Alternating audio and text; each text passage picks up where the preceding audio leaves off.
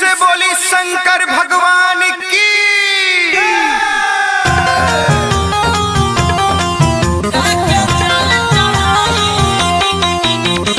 प्रेम से बोली हरिहरनाथ बाबा की।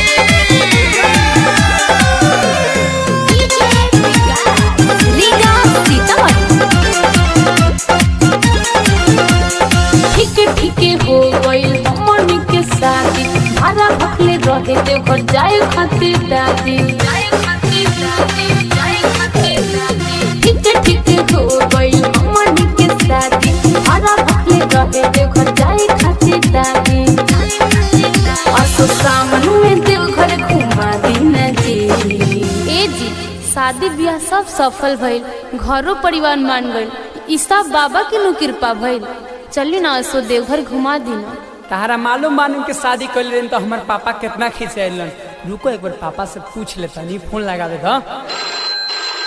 पापा प्रणाम। खुश रह कैसे फोन कैला? कहत नहीं है कि हमने 12 से 12 दोनों बेखर जाते हैं सब बाबा ने सोचनी पापा से पूछ ली। जाए ना लाए आज ले तहर माई या हम बाबा धाम ना गइनी सो। आज नया प मेहरी आइल बड़ी त जइबा बाबा धाम घूमे। तो हम तानी को रोकले रहनी माने हम नहीं जाता हैं सब। बाबा के कृपा से भइल बिया, पापा देव घर जाइब। दोनों में कतरा तो सहना में जाके जल चढ़ाई। प्रेम से बोली डमरू वाले बाबा की।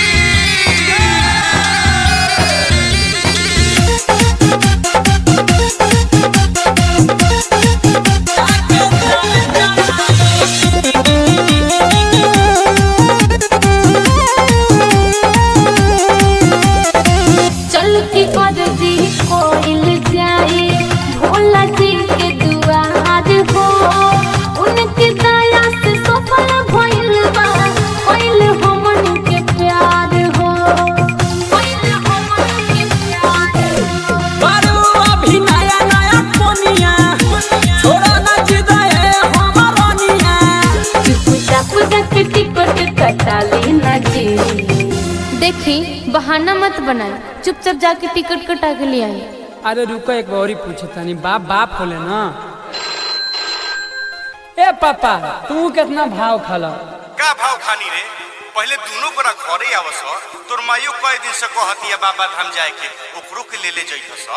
ए माई मन बाबा धाम जाई ओ देख के सुयबा कितना ऊंचा बा चढ़ी माई। हमनी जाता नहीं सन, माई अगले साल जाई। बाबा के कृपा से भइल बिया, पापा देव घर जाइब।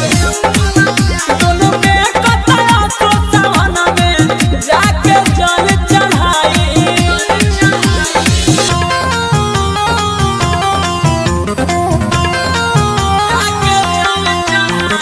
प्रेम से बोली ढोलनाथ की।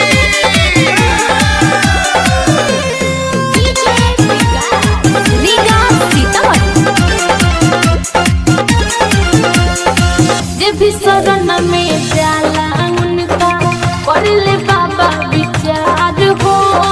धन लगा के करम हम पूजा, भर जई गोदी हमार हो। भर जई गोदी हमार हो। सच्ची लाल चली तोहरा साथे, पर भामन हमरो बाटे। राहुल श्री कांवर मंगा दीना जी। अरे मन बता चली, सब बात घर ही बताओ जाला। रुको आपके लास्टे बार पूछता है। ए पापा का हम बिना ता से बतैले बियाह कहीं तो कितना दिन खिंचाइला, बिना बतैले बाबा हम चले तो और कितना दिन खिंचाइला बोला ना। अच्छा तो जात रह तो जो माना कहा कइले बनी, लेकिन एगो बात सुन, जइहे तो भोला बाबा से एगो हमरा पोता मांग। ठीक बा प्रणाम प्रणाम। और सुन सुन सुन हाँ। फोन रखिए मत। हाँ। अइहा सन नु तो 5 किलो पेड़ा ले लिहा सन, ठीक नु। आ वो नहीं पर भगिए मत, घरे आइए डायरेक्ट घरे। ठीक बा, लव यू पापा। बाबा के कृपा से भइल बिया, पापा देव घर जाइब। दोनों में कतरा तो सहना में जाके जल चढ़ाई। ठीक हो गइल हमनी के शादी, भाड़ा भखले रहे ते घर जाए खातिर दादी।